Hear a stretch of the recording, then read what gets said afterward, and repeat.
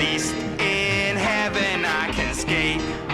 Hey there everyone, so apparently the 14-year-old kid at Walnut Grove Skatepark in Langley ended up passing away due to a drug overdose last night, and that's just very sad and should have never happened, and we're gonna look into like the news and check out what they have to say about it. We begin with breaking news. Family and friends of a teenage boy in Langley are in mourning tonight. He died shortly after visiting a skateboard park. Also disturbing, the fact that images of that boy apparently in medical distress were shared on social media. John Woodward joins us. And John, what have you learned so far about this case? I've spoken with Carson Crimeni's grandfather. Daryl Crimeni says his grandson had a lot of potential and did not deserve to die like this. This is a recent photo of Carson, one his family wished to share to remember him by, not by the videos that may have been shared by those who saw him in his final moments. Witnesses say he was with a group of older boys at the Walnut Grove Community Center skate park, looking very unwell, but instead of calling for help, apparently those boys put him on video. Twitching. Yeah, and everyone was just filming what he was doing and just laughing at him. I just think it's disrespectful, especially for them to be sharing them to everybody. You shouldn't even have them in the first place. You should have helped them. Really upset. Upsetting because he was a really good friend to us and he didn't deserve to die. Nobody does. Pass away. Flowers have been set up at the skate park, though Carson's grandfather tells us Carson There's a rec center right there. He was found unconscious around 10 p.m. last night by 3 other boys who did call the RCMP. Carson died in hospital. The doctors could not yet tell the family just what it was that he ingested. As for the investigations, there are many. The BC Coroner Service is looking into this, as is the Langley RCMP. Also, the Independent Investigations Office, which usually handles serious cases of police misconduct, is also involved. We have not yet heard why. Back to you. Thank you, John. That's crazy. That's just sad that some older guys would convince some younger 14-year-old kid to like do some stuff, and while he's like having problems, seizuring and whatnot, they end up filming and taking pictures and posting it on Instagram and social media, and then instead of helping him, they end up leaving, and then he ends up dying. They could have prevented his death, and that just makes me really mad and angry and sad, because I had something like that similar happen to me when I was younger, about the same age. One of my friends, Jason Webstad or whatever, I forget his name, I think that was what it was, but Jason, he ended up doing a bunch of crystal meth, and he ended up overdosing, and he was freaking out, and a lot of the guys that were in the group didn't want to call the police or the ambulance, and I made the ultimate decision and basically told everyone, you know what, get lost, I'm calling the 911, called the ambulance, and they showed up, and he had so much drugs in his system that it was a miracle that he survived, and if it wasn't for us calling the ambulance, he would have died 100%, and even the doctors were like in like shock and awe that he was actually able to survive because of the drugs in his system, and it's just a miracle that he made it. So like, if anybody ever has anything like this ever happen or experience this in the future, you know, just call 911. It's the right thing to do. It's the best thing to do, you know, and it's just stupid that this happened, and it's sad, and my heart, my blessings, everything go up to the family. And there's some more video about like the news and stuff. I guess we'll watch that as well. I also wanted to mention before we watch this next video clip that the rec center is right behind the skate park. A lot of skate parks aren't near rec centers, and they're kind of standalone. This one is next to the rec center. This is like a pool, I believe.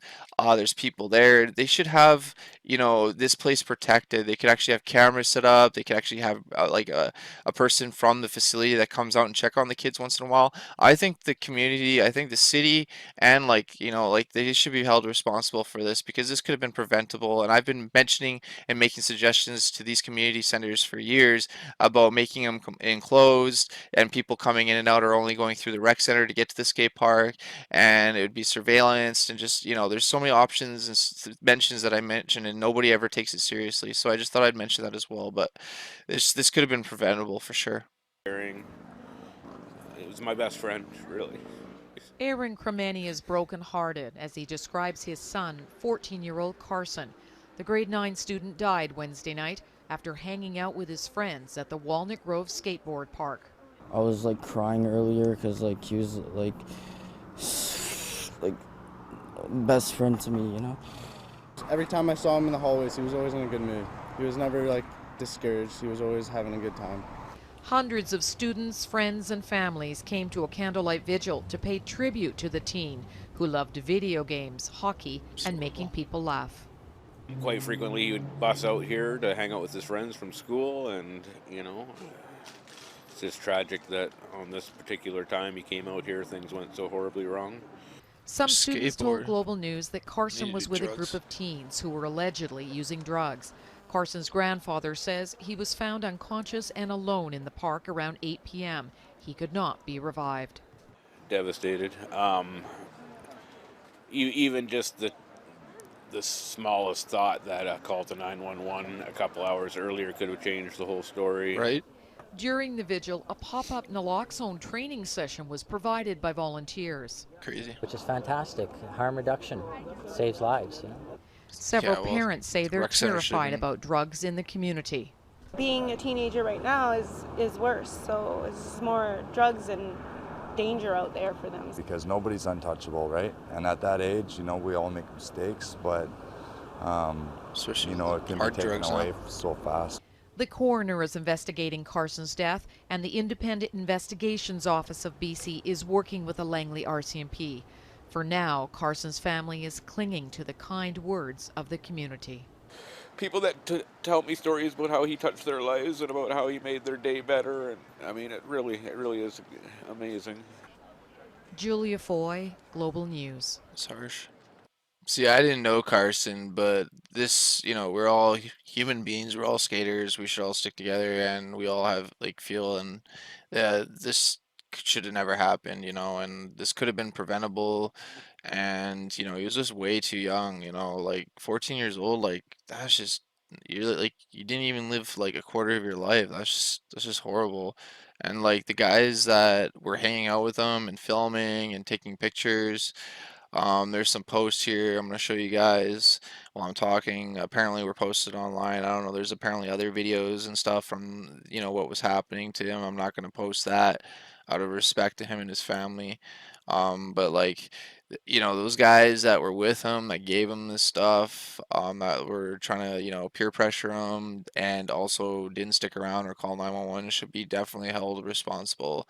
And, you know, like, you know, there's so many things that happen all the time daily that nobody knows about, and this is one of the things that I'm happy that actually went to the news, because this needed to be known that, you know, kids, no matter how old they are, you know, they're going to be you know, peer pressure to do stuff. And now unfortunately there's such hard drugs and people like lacing, and also people just playing stupid pranks in games. Like who knows, maybe they just forced him to, or gave him something stupid just to see what would happen. And you know, that would cause people not to be able to take it, and they end up dying, you know, ODing and dying. And it's not good, and we need to prevent this. Need to make it more aware, and those guys need to be held responsible. I honestly think the city, the rec center, kind of should be held responsible as well, because it's like right there, it's on their property. Like they could have prevented it. You know, like there's so many different things that they could put into place to make that place a lot safer. How hard is it even to put a camera or even have somebody come out and check on the kids once in a while?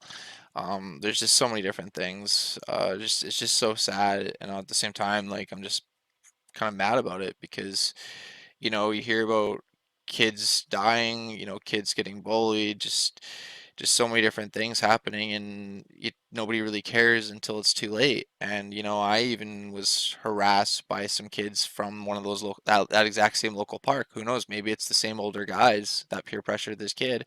And you know, they even threatened to the point that they're going to come pour acid on my mom, which is just completely insane. And you know, I contacted the RCMP. They didn't care at all. They just basically said, we're just going to talk to them and let it go. And you know, like if I was a younger kid at that school, who knows, maybe these guys are bullying other kids. Maybe these guys are the ones that pressured Connor to do this. Who knows, right?